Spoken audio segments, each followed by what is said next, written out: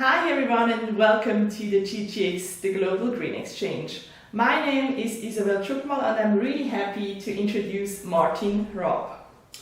Hello, welcome everybody. Today it's all about ESG ratings.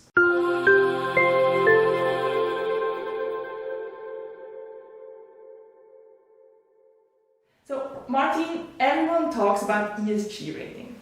But what is an ESG rating actually? Right, good question. Basically, an ESG rating is nothing more than a school grade. Grade in respect to the E, the environmental things, the S, the social things, and the G, the governance of a company. All that wrapped together, that's in essence an ESG rating. And for me as an investor, why do I need an ESG rating? Right. Everybody wants to invest more ESG aligned or has appetite to turn a bit the portfolio towards sustainability, but currently nobody has really a deep understanding and deep data insight about what the company is effectively doing in the E, in the S and the G. So that's currently a bit the challenge. So this means for me as an investor, I see 3 different ratings, for example, and for me then it's kind of a black box to know what is in there, what is rated, how is actually the percentage of the E, S and G and so on. So what does GGX differently? Right, the GGX approach is called pure play in regards to the ratings, means we drill down, we reduce it to the max, effectively to 15 data points. The company we actively rate on our premises are used with 15 data points. That means not 400, not 100, relatively focused, and in essence the company improves, for instance, in data points 3 and 5. It has an effect in that rating and is also visible to the investor. The ESG performance of a company with the help of the GGX ESG rating is quantifiable. That's really something new and again focusing on really most, I would say, sector generic factors. And now when we go to the basis of an ESG rating, which is the data, how do you collect your data? Right. We do not use AI. We are by good purpose not using robotics or algorithms because what we learned that about 20% of the available data are wrong or incorrectly attributed. We do it with humans, the classic old way, and we have the pleasure and of course the comfort then to ensure that the data are right, correctly attributed, and at the end of the day the rating reflects the reality. You mentioned now right data. Was there any or is there any issues with the accuracy of ESG data?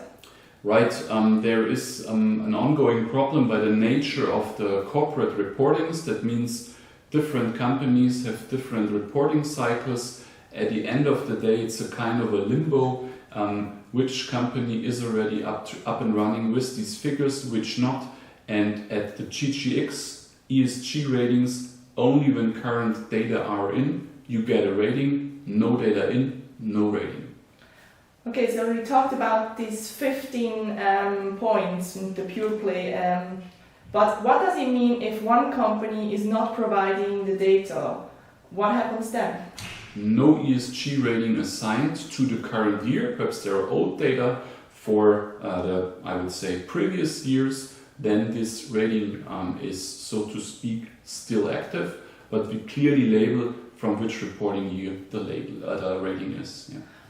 But do you also reach out to the companies and ask for those numbers or facts? Absolutely, that's a very crucial and critical part. Yes, we do. Mostly these companies ask us to reach out by email and then we get a written response. In few cases we also reach out by phone. And so for me as a company, is it possible that I actually pay for the GGX ESG rating? Absolutely not. We don't take money to generate these ratings as it are not a credit rating. which are issuer driven. It's really steered by us, and we independently manage the whole rating process. And for me as an investor, if I want to use or see the GGX rating to for certain companies, do I pay for it?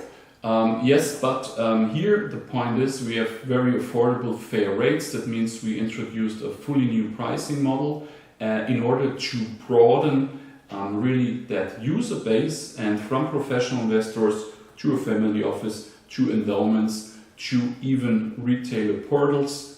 We offer these data for the buy side, so to speak. Yeah. Okay, just to make it clear, so as a professional investor, as a buy side, I pay for the rating to use it, with more details, I think then. Correct. But if for me as a private investor, I just want to see what is a certain rating on a certain on the company. high level, on the website, it's for free. Okay. And how many ratings or company can I actually then see on the website? Yeah, good question. So we aligned it, of course, to the investor demand. That means who has what in its portfolio. Effectively, we cover Europe and the North American markets. The broad, well-known indices are part of our rating universe.